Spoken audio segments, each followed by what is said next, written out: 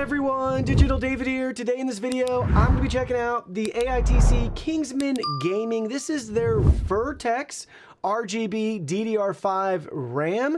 This video is made possible in part to AITC and Newegg for sponsoring today's video. I want you to know though that any opinion expressed in this video is strictly my own. That being said, if you're interested in this product or you want to find out more about it, the link to it will be in the video description. Here's a look at the retail box and packaging. Everything looks great. Now let's go ahead, let's open it up and see what's inside. Inside you'll find two identical sticks of RAM. The capacity for each stick is 16 gigabytes, bringing our total to 32 with this kit.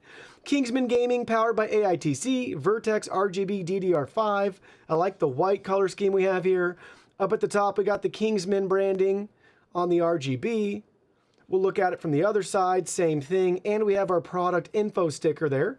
There's the capacity, 16 gigabytes, 7200 megahertz. This will work with AMD Expo and Intel XMP, if you're wondering.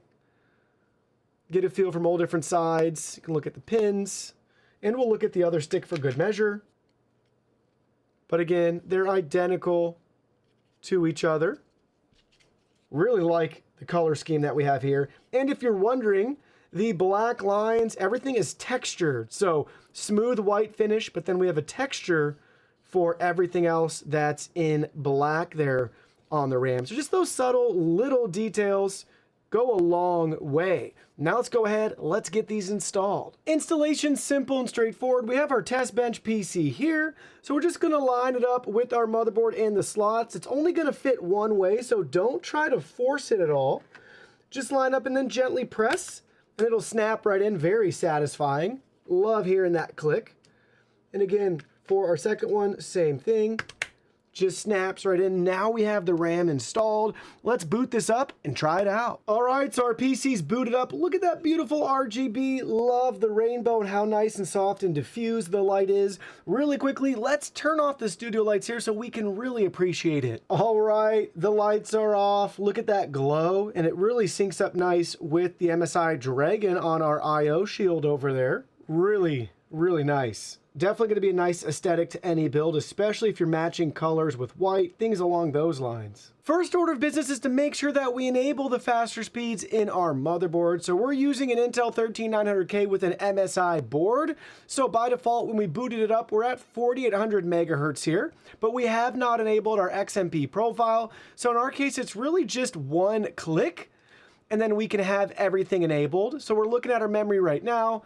And take a look, there's profile 1, 7200 megahertz with our timing and voltage and everything else right there. So we have it set up properly. Now we just need to exit and save and reboot. Turns out this RAM is so fast that our board doesn't support 7200 megahertz. It caps at 6666 megahertz. So that's how we currently have it configured. And I wanted to show you that in our Windows Task Manager right here. Looks like it rounds it up to 6667 megahertz. We have our capacity and everything else currently right there. Now let's go ahead, let's put it through some tests. So we'll be comparing our RAM to the average overall DDR5 values that we've personally tested. Our database is slowly getting larger. We're getting closer to 10 samples. So that's going to be the average that you see. So that'll be a good baseline for us. And we're specifically going to be comparing it to the G.Skill Trident Z Neo RGB RAM because that's the fastest RAM sample that we have at 6000 megahertz. Now, this is 7200 megahertz, and we'll talk about that in a minute, but I wanted to give you a more comparable sample and then just the overall DDR5 average and sample too. So first up, we'll be looking at cost in dollars. Very similar cost between this and the G.Skill RAM, both in the same 32 gigabyte capacity. And it's going to come in a couple of dollars less than your average DDR5 cost, which is great to see. And bonus points that this RAM is white. That tends to add a few bucks as well. So it's great to see that we're under the average and we have RGB and it's white. Next, looking at cost per gigabyte in dollars, we're coming in under the average of $4.32 and just a couple of cents more per gigabyte versus the G.Skill RAM. Next, let's talk about speed. This is measured in megahertz, 7,200 megahertz for this RAM compared to G.Skill at 6,000, and our average DDR5 coming in right at about 5,500 megahertz. So now you're starting to see the differences here and why we have that higher cost per gigabyte and slightly higher cost overall. We have much faster speeds on the high end. I also want to mention for all of our testing here, due to our motherboard, the fastest motherboard we had that supports DDR5 peaks at 6,666 megahertz. So that's what we're testing this on. All the data that you're about to see isn't even at its fastest potential, so just keep that in mind. First up is the RAM voltage. This is at 1.4 volts, very common. G.Skill's at 1.35 volts, and our average is slightly lower at 1.25.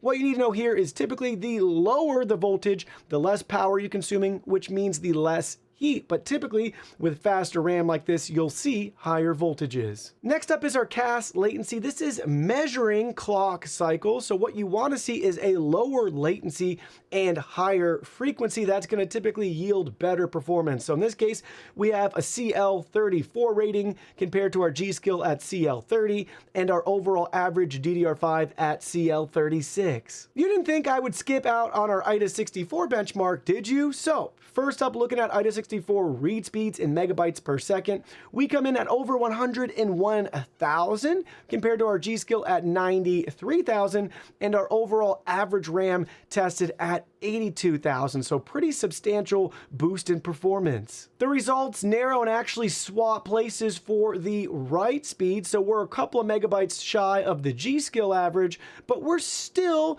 looking at a nice boost in performance from the typical RAM average, and again, we're not even testing this at its full capacity due to motherboard limitations on our end. And it takes the top spot again when we look at our copy speeds, almost 91,000 compared to 89,000 versus the average of 77,000. And then lastly, looking at nanoseconds, we come in tied with G.Skill at 72, which is still 8 nanoseconds below the average. So where does that leave us in regards to this RAM? Well, let me share with you my final thoughts. Here's what you need to know. If you're looking for white DDR5 RAM with RGB that has some of the fastest speeds available today, look no further. And the best news is it's not even going to break the bank. You'll still have plenty of headroom in your PC to budget elsewhere without making any compromises with your RAM choice.